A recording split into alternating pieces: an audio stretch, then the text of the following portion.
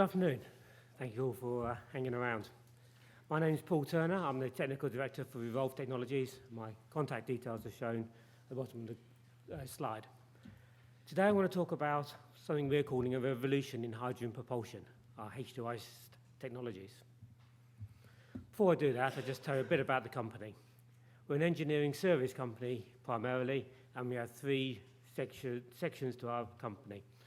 Performance engineering, not quite green, but we do quite well at it, motorsport and aftermarket tuning kits for Ford cars.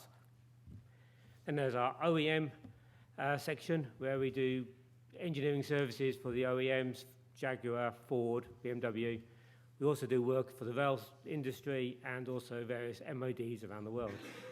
And then our low carbon section, where we do all our green work, looking at hybrids, range extenders, electric vehicles, and various hydrogen technologies, including internal combustion engines and fuel cells. So I'm going to talk about the concept of the H2I. This is where we run a diesel internal combustion engine on hydrogen. And we do that by putting a tiny amount of diesel in to ignite the hydrogen, which is pre-mixed in the air going into the engine.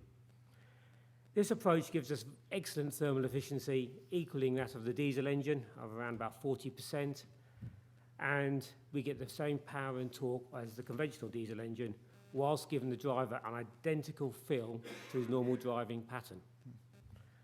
We've invested over £2 million in this technology already through TSB grants and our own investment, and we have 16 vehicles running in various trials around the country. Some in London, the LH&E project with their products, the Swish 2 project in Swindon with the BOC, and we have a couple of vehicles going into Aberdeen. Why hydrogen? Well, hydrogen is a very good renewable fuel. It's the most abundant fuel we have on the planet, and it's extremely useful at the moment in looking at the energy storage and balancing, which we've been hearing about several times today.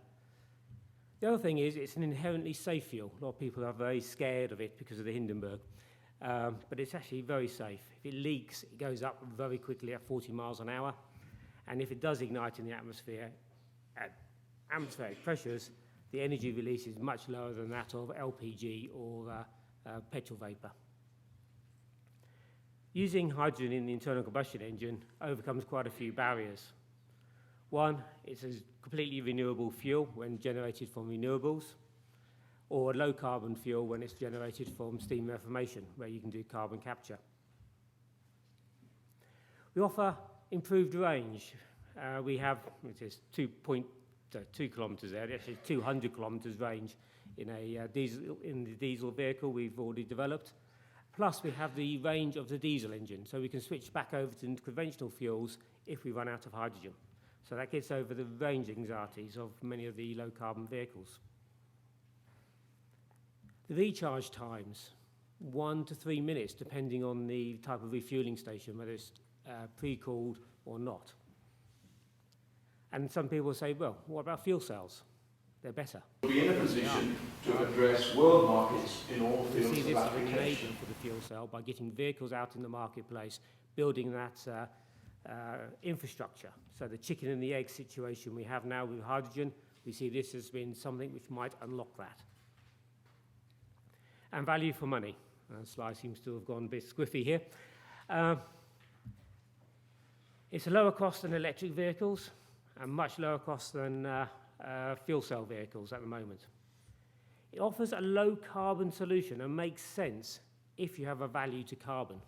If you don't have any value for carbon and you're only looking at pence per mile savings, I'll stick to diesel. It is the best thing we've got out there today, pence per mile. But if you have a low carbon need, then this really does fit that bill. So the ask, we're looking for companies or local authorities or airport authorities with a low-carbon vehicle requirement. We're looking for infrastructure suppliers, such as people who can put refueling stations in, who want to work with somebody who can provide the vehicles to use those stations at a very short time. And we're also looking for media and publicity to provide public and industry awareness. Thank you.